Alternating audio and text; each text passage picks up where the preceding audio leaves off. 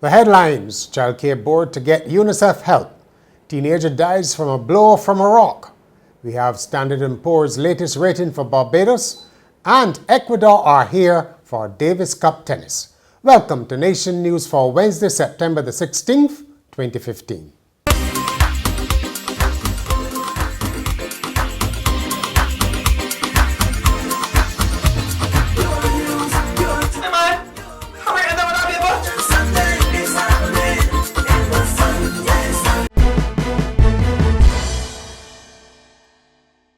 At the age of 18, Shakim Turton was preparing to join the Barbados Defense Force later this week. But sadly, that dream will not be realized. The teenager was found dead in the early morning at his Long Gap Spooners Hill home.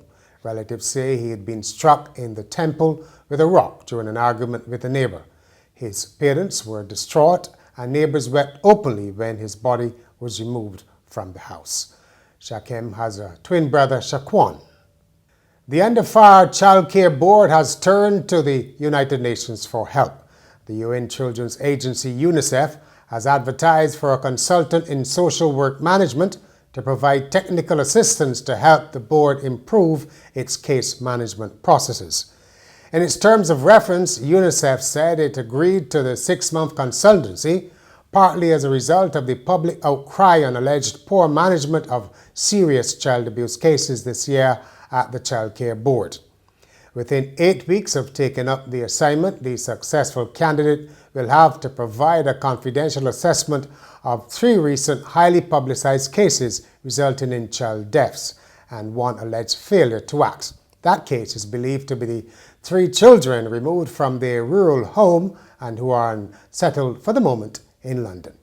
UNICEF also made the point that the Child Care Board has a broader mandate than is usual for child protection agencies and requires the requisite resources to match the wide latitude of service delivery that it carries.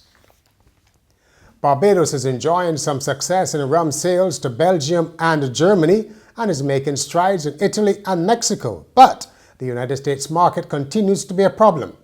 Industry Minister Donville Innes has been given this update on rum exports.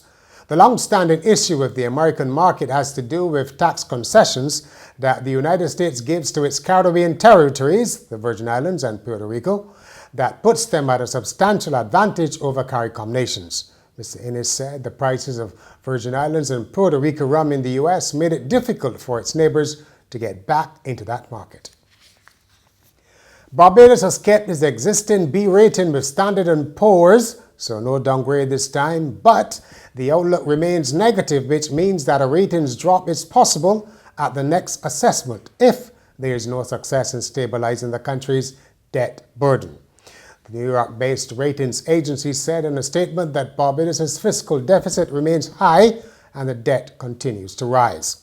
It noted that the country has limited financing options. And one reason for that, of course, is that Standard & Poor's has put Barbados into so-called a junk bond or non-investment grade territory, and the government is finding it hard to borrow on foreign markets. Standard & Poor's said economic growth is expected to reach about 1% this year and 2% in 2016, comparatively lower than that of Caribbean nations at a similar stage of Barbados' economic development. The agency said it expected investment in the tourism sector to pick up, but cited uncertainty about the timing and extent of new projects. More than 4,000 people in Barbados are living with dementia, that terrible illness marked by memory disorders, personality changes, and impaired reasoning. And the disorder takes its toll not only in families, but the government, says Minister of Social Care Steve Blackett. He outlined some of the warning signs for dementia in a speech to the Barbados Alzheimer's Association.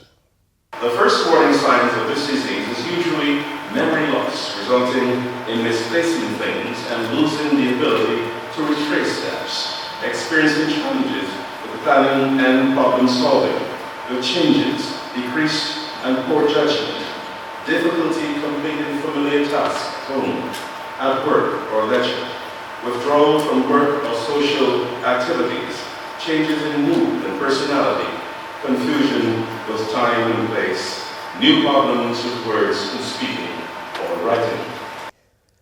In sport, Ecuador have arrived, ready to take on Barbados in Davis Cup tennis, Division I America's Zone relegation playoff.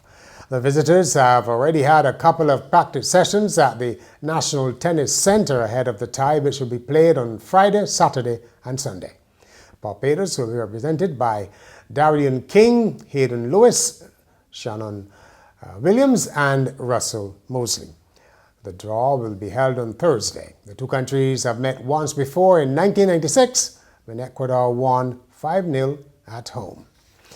And finally, residents of a tiny town in Alabama may no longer get to sag their jeans or wear fitted skirts after one official said he received a sign from God telling him to ban the styles.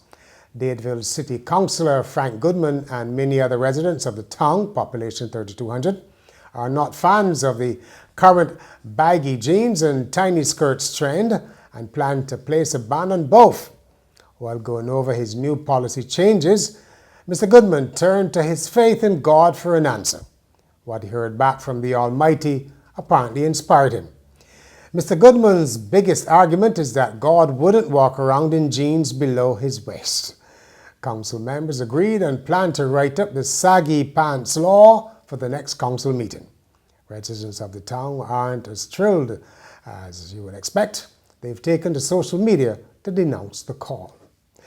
And that's Nation News for Wednesday. For more news, log on to nationnews.com as well as YouTube, Facebook and Twitter.